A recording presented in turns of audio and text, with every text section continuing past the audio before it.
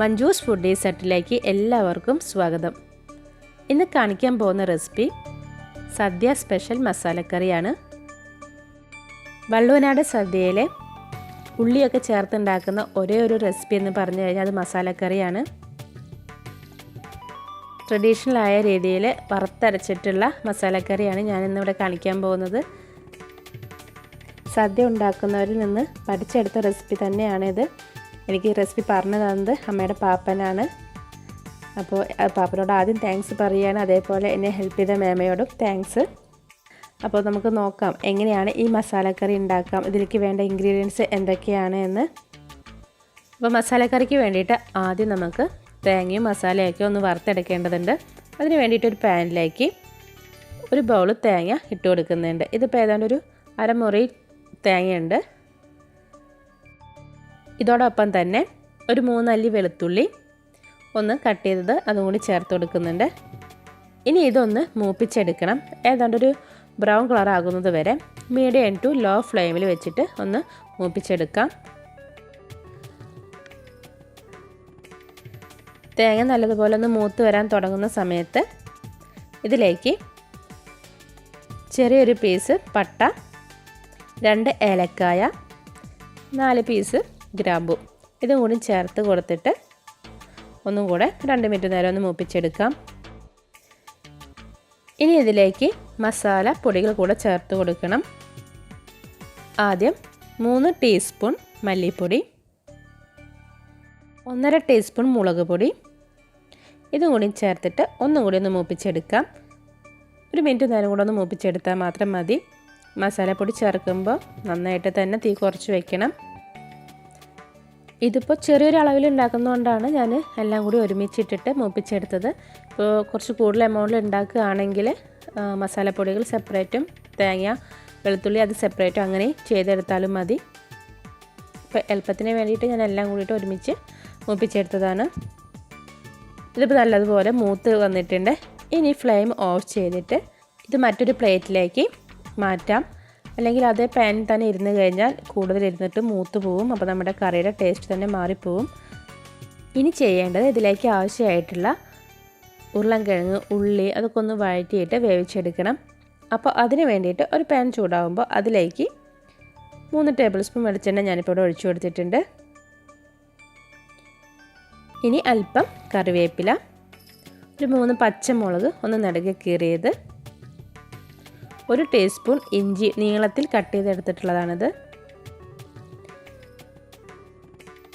ഇനി ഇതിലേക്ക് കുറച്ച് ചെറിയ ഉള്ളി, ഏതാണ്ട് ഒരു 10 ചെറിയ ഉള്ളി ചെറുതായി കട്ട് ചെയ്തെടുത്തിട്ടുള്ളതാണിത്. ഇതും കൂടി ചേർത്ത് കൊടുത്തിട്ട് നല്ലതുപോലെ ഒന്ന് വഴറ്റിയെടുക്കാം. അതിനുശേഷം ഇതിലേക്ക് ആവശ്യമായിട്ടുള്ള സവോള ചേർത്ത് കൊടുക്കാം. സവോളയൊക്കെ ചേർത്ത് ഉണ്ടാക്കുന്ന മസാലക്കറി അല്ലെങ്കിൽ ഇറച്ചിക്കറി ഇതിലേക്കൊക്കെ അല്പം ചുവന്നുള്ളിയും കൂടി ചേർത്ത് കൊടുക്കുകയാണെങ്കിൽ ആ കറിയുടെ ടേസ്റ്റ് ഒന്നും കൂടി കൂടി വരും. അപ്പോൾ അതിന് വേണ്ടിയിട്ടാണ് കുറച്ച് ചെറിയ ഉള്ളി കൂടി ചേർത്ത് കൊടുത്തിട്ടുള്ളത്. ഇപ്പോൾ ഇത് നല്ലതുപോലെ ഒന്ന് വഴന്ന് വരാൻ തുടങ്ങിയിട്ടുണ്ട്. ഈ ഒരു സമയത്ത് നമുക്കിതിലേക്ക് 2 സവോള നീളത്തിൽ കനം കുറച്ച് കട്ട് ചെയ്തത് കൂടി ചേർത്ത് കൊടുക്കാം.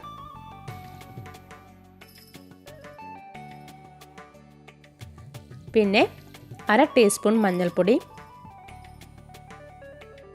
പിന്നെ ഉപ്പ് നിങ്ങളുടെ പാകത്തിനനുസരിച്ച് ചേർത്ത് കൊടുക്കുക. ഏതാണ്ട് ഒരു 1.5 സ്പൂണ് ഉപ്പ് ചേർത്ത് കൊടുക്കാം. ഇനി ഇതിലേക്ക് ചേർത്ത് കൊടുക്കേണ്ടത് ഉരുളൻകിഴങ്ങാണ്. ഇതിപ്പോൾ ചെറുതായി കട്ട് ചെയ്തെടുത്തിരിക്കുന്ന ഉരുളൻകിഴങ്ങാണ്. ഇതിപ്പോൾ ഒരുപാട് വലിയ സൈസും അല്ല, എന്നാൽ വളരെ തിന്നും അല്ല, ഒരു മീഡിയം സൈസിൽ ഇതുപോലെ കട്ട് ചെയ്തെടുത്തത് അതുകൂടി ചേർത്ത് കൊടുക്കാം. ഇനി ഇതൊന്ന് 2 മിനിറ്റ് നേരം ഒന്ന് വഴറ്റിയെടുത്തതിന് ശേഷം നമുക്ക് വെള്ളം ഒഴിച്ചിട്ട് വേവിച്ചെടുക്കണം. ഇനി ഇതിലേക്ക് 1 കപ്പ് വെള്ളം ഒഴിച്ചിട്ട് ഒന്ന് ഇളക്കി കൊടുക്കാം. അതിനുശേഷം മീഡിയം ടു ഹൈ ഫ്ലെയിമിൽ വെച്ചിട്ട് അടച്ച് വെച്ചിട്ട് വേവിക്കാം. ഒരു 10 മിനിറ്റ് ആകുമ്പോഴേക്കൊക്കെ തന്നെ ഉരുളൻകിഴങ്ങൊക്കെ വെന്ത് വരും. ഒരുപാട് വെന്ത് ഉടഞ്ഞു പോവരുത്. അപ്പോൾ കുക്കറിലൊക്കെ വേവിക്കുമ്പോൾ ഉരുളൻകിഴങ്ങ് വല്ലാതെ അങ്ങ് ഉടഞ്ഞു പോവും. അപ്പോൾ ഈ ആ ഒരു ടേസ്റ്റ് കറിയുടെ നഷ്ടമായി പോകും. അതുകൊണ്ടാണ് ഡയറക്റ്റ് തന്നെ വേവിച്ചെടുക്കുന്നത്. ഇനിയിപ്പോൾ സമയം ലഭിക്കുകയെന്ന് വെച്ചാൽ നമുക്ക് അങ്ങനെ ചെയ്യാം കേട്ടോ. പക്ഷേ ഇങ്ങനെ ചെയ്തെടുക്കുമ്പോഴാണ് ആ ഒരു ടേസ്റ്റ് ശരിക്കും കിട്ടുന്നത്. ഇപ്പോൾ ഏതാണ്ട് ഒരു 10 മിനിറ്റ് നേരം ആവാറായിട്ടുണ്ട്. ഇനി ലിഡ് ഓപ്പൺ ചെയ്ത് നോക്കാം.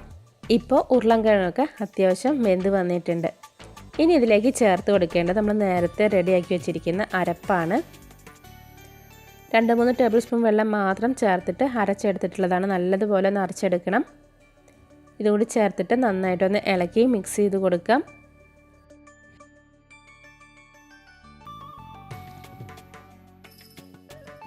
ഇനി ഇതിലേക്ക് ചേർത്ത് കൊടുക്കുന്നത് ഗ്രീൻ പീസാണ്. ഞാനിപ്പോൾ എടുത്തിരിക്കുന്നത് ഫ്രോസൺ ഗ്രീൻ പീസാണ്. അതുകൊണ്ട് ഇതിന് വളരെ കുറച്ച് വേവ് മാത്രമേ വേണ്ടുള്ളൂ. അതുകൊണ്ടാണ് ഈ ഒരു ടൈമിൽ ഞാൻ ചേർത്ത് കൊടുക്കുന്നത്. നിങ്ങളുടെ കയ്യിൽ ഫ്രോസൺ ഗ്രീൻ പീസ് അല്ല, നോർമൽ ഗ്രീൻ പീസ് ആണെങ്കിൽ അത് വേവിച്ചതിന് ശേഷം ഈ ഒരു സമയത്ത് ഇതിലേക്ക് ചേർത്ത് കൊടുത്താൽ മതി. ഈ മസാലക്കറിയിൽ നമ്മൾ വേറെ ഇൻഗ്രീഡിയൻസ് ആയിട്ടുള്ള തക്കാളി, കോളിഫ്ലവർ, ക്യാരറ്റ് അങ്ങനെയുള്ളതൊന്നും ചേർത്ത് കൊടുക്കാറില്ല. പഴയൊരു രീതിയിൽ പഴയ ദഹനത്തിനൊക്കെ പോകുന്നവർ ചെയ്തെടുക്കുന്ന ഒരു രീതിയാണിത്. പക്ഷെ ഇപ്പോഴൊക്കെ പല സ്ഥലത്തും മസാലക്കറിയിൽ തക്കാളിയും ക്യാരറ്റും അതുപോലെ കോളിഫ്ലവർ അങ്ങനെയുള്ള ഇൻഗ്രീഡിയൻസൊക്കെ ചേർക്കുന്നത് കാണാം. ഞാനിപ്പോൾ ട്രഡീഷണൽ രീതിയിൽ തന്നെ ചെയ്തെടുക്കുന്നതുകൊണ്ട് ഇപ്പോൾ അതൊന്നും ചേർക്കുന്നില്ല. ഇനി നമുക്കിത് അടച്ച് വെച്ചിട്ട് ഏതാണ്ട് ഒരു 4-5 മിനിറ്റ് നേരം കൂടി ഒന്ന് വേവിച്ചെടുക്കാം. ഈ അരപ്പിൽ കിടന്നിട്ട് ഉരുളൻകിഴങ്ങും ഉള്ളിയൊക്കെ ഒന്നും കൂടി വെന്ത് വരും. അതുപോലെ തന്നെ ഇതിലത്തെ വെള്ളമൊക്കെ നന്നായിട്ട് കുറുകി വരണം.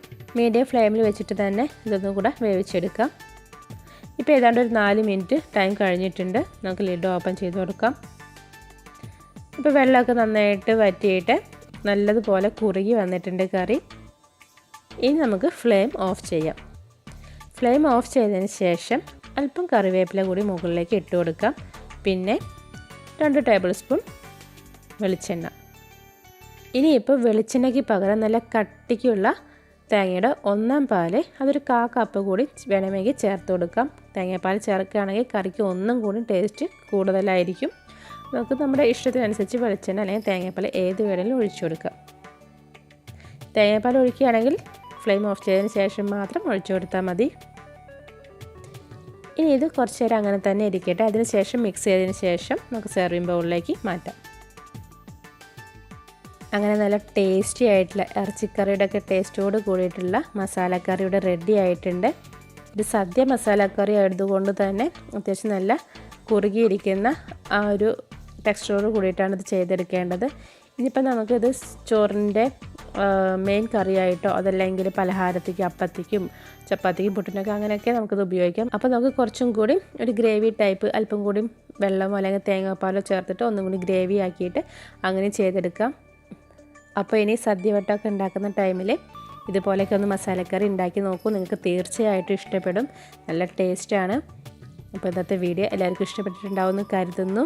വീഡിയോ ഇഷ്ടപ്പെടുകയാണെങ്കിൽ ലൈക്ക് ചെയ്യുക, ഷെയർ ചെയ്യുക, സപ്പോർട്ട് ചെയ്യുക. അതുപോലെ വീഡിയോ ഇതുവരെ ആയിട്ട് സബ്സ്ക്രൈബ് ചെയ്യാത്തവരാണെങ്കിൽ ഒന്ന് സബ്സ്ക്രൈബ് ചെയ്ത് സപ്പോർട്ട് ചെയ്യാം. അപ്പോൾ നമുക്കിനി അടുത്ത വീഡിയോയിൽ കാണാം. അതുവരെ എല്ലാവരോടും ബായ്.